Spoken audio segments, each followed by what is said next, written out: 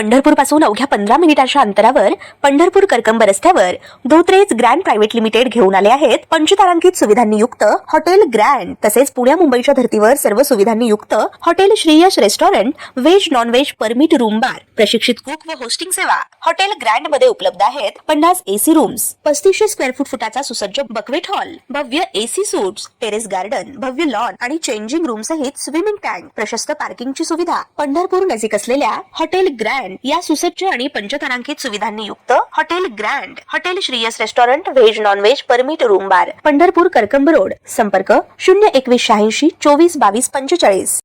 ताज्या घडामोडी पाहण्यासाठी आमच्या YouTube चॅनलवरील PVR म्हणजेच पंढरी वार्ता या न्यूजला सबस्क्राइब करा आणि शेजारील बेल आयकॉनवर क्लिक करा। महाराष्ट्र राज्यातील शेतकरी आणि सर्वसामान्य नागरिकांना मोठा दिलासा देत राज्य सरकारने शेतजमिनीच्या वाटणीपत्रावर आकारले जाणारे नोंदणी शुल्क पूर्णपणे माफ केलंय। महसूल विभागानं या संदर्भातील परिपत्रक जारी केलं असून आता वडिलोपार्जित शेतजमिनीच्या वाटणीसाठी नागरिकांना कोणतेही शुल्क भरावं लागणार नाहीये। हा निर्णय मुख्यमंत्री देवेंद्र फडणवीस यांच्या सूचनेनुसार महसूल मंत्री चंद्रशेखर बावनकुळे यांनी घेतलाय। 23 जून 2025 रोजी प्रसिद्ध अधिसूचनेनुसार महाराष्ट्र जमीन महसूल संहिता 1966 च्या कलम 85 अंतर्गत एकाच कुटुंबातील सदस्यांनी केलेल्या शेतजमिनीच्या वाटणीपत्रावर नोंदणी शुल्क आकारले जाणार नाही अशी तरतूद होती। या प्रक्रियेचे अधिकार तहसीलदारांना देण्यात आले होते, मात्र अनेक नागरिक तहसीलदारांकडे न जाता थेट दुय्यम निबंध कार्यालयात संमतीने वाटणीपत्र नोंदणीसाठी जात होते। अशा प्रकरणात स्पष्ट नियम नसल्याने संबंधित कार्यालयाकडून नोंदणी शुल्क आकारले जात असल्याने शासनाच्या हे लक्षात आलं।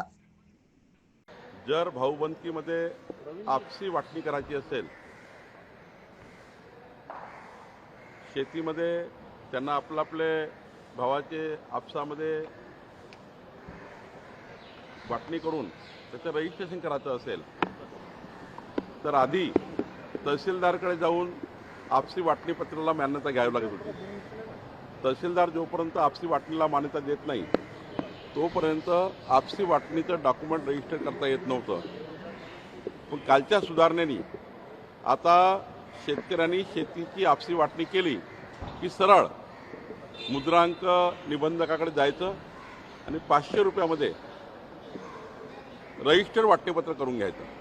कुठलीही नोंदणी फ्री, कुठलंही शुल्क लागणार नाही आणि त्यामुळं शुल्क नाही, त्या ठिकाणी कुठलाही नोंदणी फी नसल्यामुळं 500 रुपयामध्ये मात्र आता सरळ शेतकऱ्यांना आपलं डॉक्युमेंट रजिस्टर करता येईल। तहसीलदारकडे जाण्याची मात्र आता गरज नाही। कधीपासून याची अंमलबजावणी? कालपासून अंमलबजावणी सुरू झालेली आहे। या राज्यातल्या शेतकऱ्यांना वडील आणि मुलं, भाऊ आणि भाऊ यामध्ये शेतकऱ्याची वाटणी करण्याकरता आता सरळ स्टॅम्प पेपरवर लिहा आणि दुय्यम निबंधकाकडे 500 रुपयाच्या स्टॅम्पवर तुमचं रजिस्ट्रेशन करून घ्या। रजिस्टर्ड डॉक्युमेंट होईल, तहसीलदारकडे जाण्याची गरज नाही।